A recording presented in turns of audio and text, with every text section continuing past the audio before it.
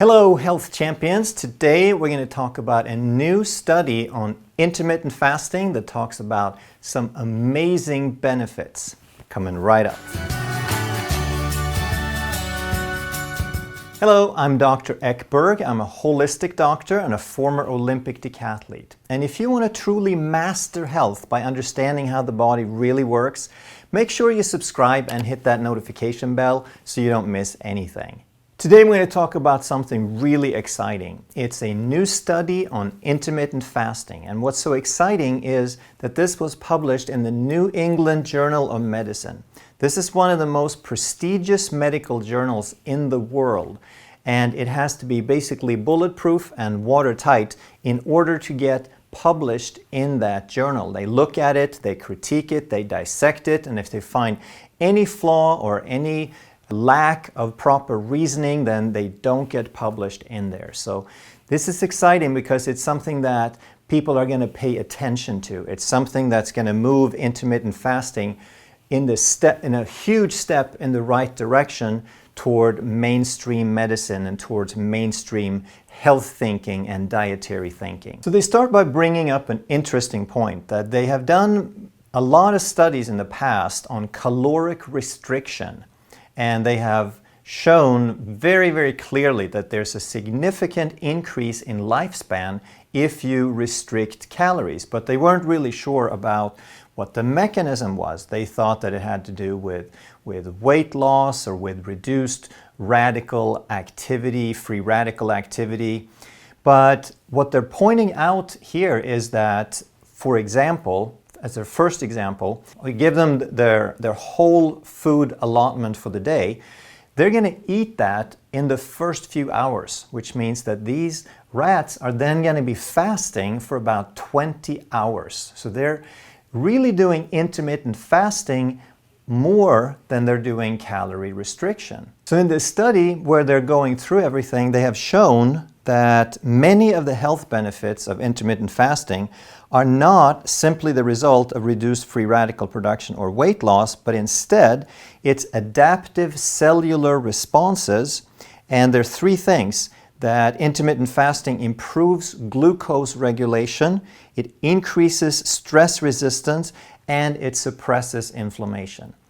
And this is what I've said all along, that a calorie is just a notion, all right? The benefits have to come from how the metabolic processes in the body change, and it's primarily about insulin and autophagy. So throughout the paper, they use a term called metabolic switching. And intermittent fasting induces metabolic switching. And what does that mean? It means that you're making the body switch from one food source to another, that you change the metabolic pathways in the body.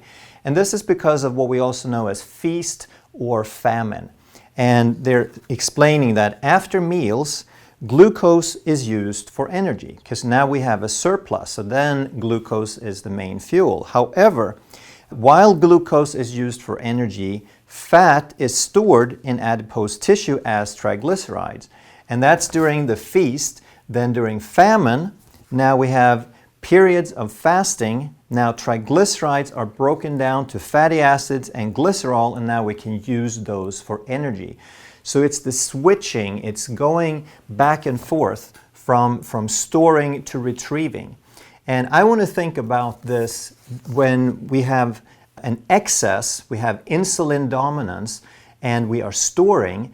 Another way of looking at that as far as health is that in that state we are clogging up the body. That yes, we're building and we're in an anabolic state, we're building new tissue, which is a good thing, but we are primarily clogging things, and we need that famine period to unclog, to start cleaning house. So they mentioned that there have been, in the studies, there are three main strategies. There are alternate day fasting, there's something called 5-2 fasting, and there's time-restricted fasting.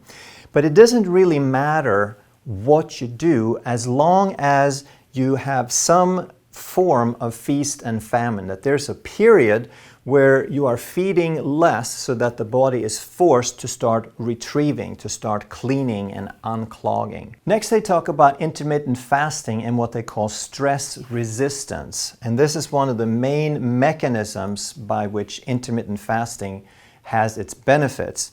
So they're saying that repeated exposure to fasting periods result in lasting adaptive responses that confer resistance to subsequent challenges. What does that mean? It means that if you stress the body a little bit, then it gets better at handling that stress in the future. That if you stress it, it has to adapt. That's what exercise does.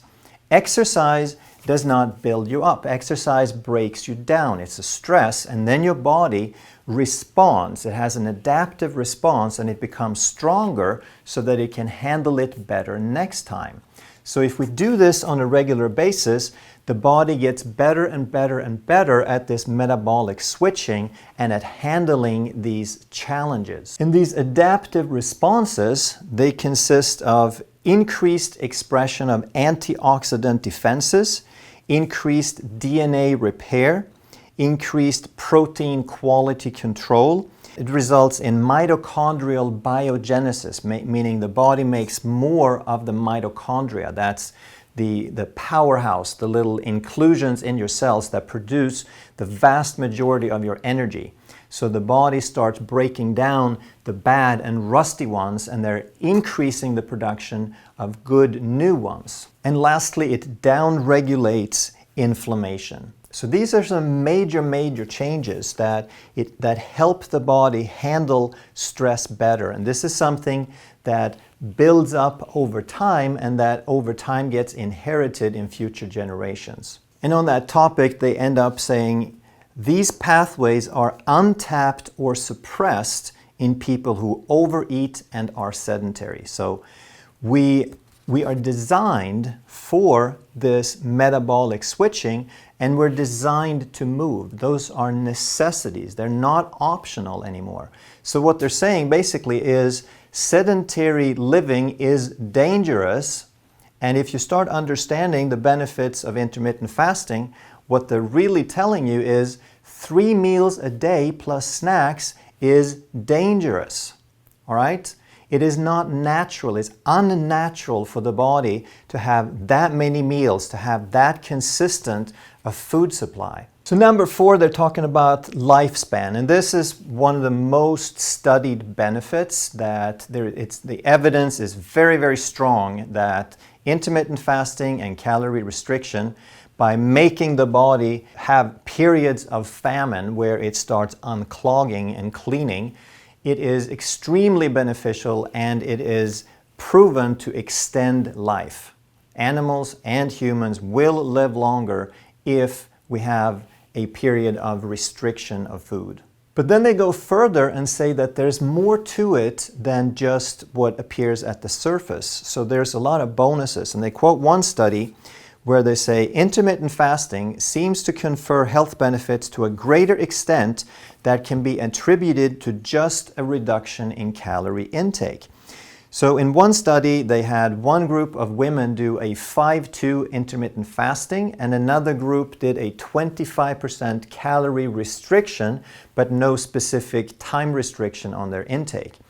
And after 6 months, they had lost the same amount of weight, but the people in the intermittent fasting group, who structured their meal by time, they had a greater increase in insulin sensitivity, and they had a larger reduction in waist circumference.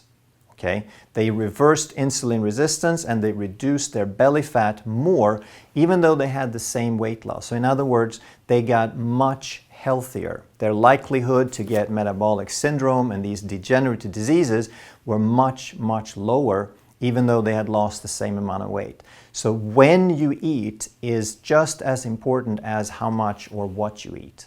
So next they go over physical and cognitive benefits. So physical endurance, physical strength, prowess, and cognitive function. So focus, thinking, and memory. And some of these studies are in mice, and some are in rats, and some are in humans, but I'm just going to read off a few. Better running endurance, better balance and coordination, enhanced cognition, better spatial memory, better associative memory, better working memory, reverses the adverse effects of obesity, diabetes, and neuroinflammation, improved verbal memory. So there were lots and lots of different studies on cognitive function, especially in elderly. And I love this last part in this section. They're saying there is certainly a need to undertake further studies of intermittent fasting and cognition in older people, particularly given the absence of any pharmacologic therapies that influence brain aging and progression of neurodegenerative diseases. So what they're saying is, as far as Parkinson's and Alzheimer's and dementia and neurodegenerative decline, there is no pill. So we have shown, they have proven that intermittent fasting and reversing insulin resistance can help. So in light of that, it's especially important because there are no pills that are going to do anything for you in that regard. And next they list a bunch of conditions where they suggest that intermittent fasting be used as a clinical application, that it be used as a prescription basically. And they're saying that for cases of obesity, type 2 diabetes, cardiovascular disease, cancer, neurodegenerative disease, asthma, multiple sclerosis, and arthritis, as well as surgical outcomes, it should be recommended. It should be part of standard care as a clinical application to use intermittent fasting for these things. And surgical outcomes, that means that they've shown that it can improve the healing ability, the healing capacity of the body. It will heal better from surgery if you fast before or after or both. So you can do it preventatively or you can do it after to just make the body heal better. And from a holistic perspective, we also want to understand that there are no lasting treatments for these things. The only thing that they can do is to manage the symptoms. They can give you a pill to suppress something. They can suppress the blood sugar. They can suppress the symptom. They can suppress the blood pressure, but they can't make the body heal. They can't make the body go back to normal function, whereas intermittent fasting does exactly that. Without drugs, without costly medication or intervention, you just stop eating for a period of time, and according to the research, these things get better. That's pretty powerful. And on that note, another thing to consider is that if you add up all the morbidity and all the mortality of these different conditions, I think you'll find that it's probably in the high 90% range of everything that people suffer from and that people die from. So all the more reason to take this seriously. So as excited as I am to find a study like this, and as thorough and as eloquent as the authors of the paper were, neither one of us are extremely hopeful that this is going to turn the world around overnight, because there's a lot of resistance and there's a lot of obstacles on the way. So here are a few that they list. In considerations, they say, well, you know, the studies, the literature, the research says this works, but the biggest problem we have to overcome is that the culture, the habit, the societal culture, our customs are to eat 3 meals a day. Breakfast is the most important meal of the day. Make sure you don't go more than a few hours without fueling up. We have these myths, this dogma that is so hard to overcome. And that might be the biggest obstacle, that when something is so ingrained, then anything else is weird. And it's off the beaten track, and it's unusual and strange and undoable, which is exactly why the low carb and the keto diet and intermittent fasting are receiving so much resistance, because it's different from the cultural customs that we have. The second issue they bring up is that if people have had 3 square meals every day of their life, if they've never missed a meal in their life, and then someone tells them to change, say, oh, you should eat fewer meals in a shorter window, you should skip breakfast, that's tough. These people, their metabolic machinery, their mental habits, they're not ready. So they're going to get hungry and they might throw in the towel way, way too soon. And they say in the paper that if people only knew that, the body adapts and it might take a month or so, but once you get used to it, there's no problem. Well, a lot of people might not overcome that hurdle. So if you've been following this channel for a while, you know that we talk a lot about switching from carb dependence to fat adaptation, and you want to do that kind of slowly. But as soon as your body learns to use fat primarily over carbohydrates, then that hunger is not an issue, and it doesn't even have to take a month. The third area that might be an obstacle is that there are very, very few people in the medical community that understand intermittent fasting. They're still on the other side of the fence. Most of them still think that the general recommendations of frequent meals and 3 meals plus snacks and high carb diets and low fat and so forth and calorie restriction, they still believe that is the norm because that's the only thing they've ever heard. So a lot of people, even when they find out this knowledge, they have to fight with their doctor to sort of convince them to be able to do it. So there's very little guidance in this area, much less a standard of care where the medical profession recommends this. So I love it that they're actually coming up with a plan that, I don't know if this would be the way to do it, but at least they have the foresight to suggest that, we need this in the medical education, in the basic sciences. We need physicians, dietitians, and nurses to know this stuff. We need to have lifestyle change centers, that this needs to be part of a wellness organization that's part of that medical system. And they're suggesting that fasting should be a prescription, that just like the doctor has a notepad to write out a prescription, they can write out a prescription for intermittent fasting and just spell it out exactly how it should work. So they're laying out a plan for how it could work, but then they also recognize, of course, that there may be some that don't want to change, that they're just not willing for whatever reason. However, some people are unable or unwilling to adhere to an intermittent fasting regimen. So then we may be able to develop targeted pharmacologic therapies that mimic the effects of intermittent fasting without the need to substantially alter feeding habits. So again, this is the dream of something for nothing, basically, that we want the solution in a pill, we want the quick fix, we want the results, but if there is a shortcut, then let's take it. And then they're saying, however, and I love the political correctness of their statement. They're saying, however, the available data from animal models suggest that the safety and efficacy of such pharmacologic approaches are likely to be inferior to those of intermittent fasting. And that's very, very delicately put.